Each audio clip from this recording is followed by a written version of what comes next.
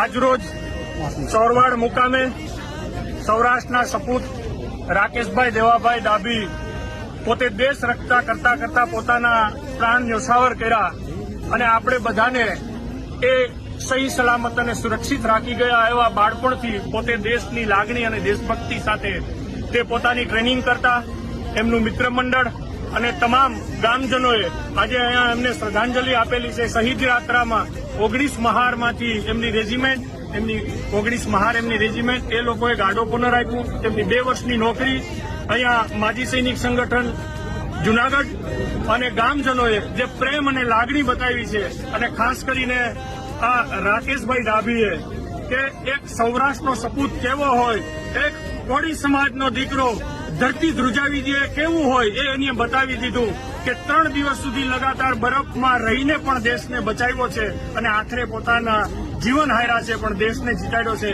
એવા રાકેશભાઈને અહીંયા શ્રદ્ધાંજલિ આપી છે તો આપણે સૌ એને શ્રદ્ધાંજલિ આપીએ છીએ. જય હિન્દ, જય ભારત.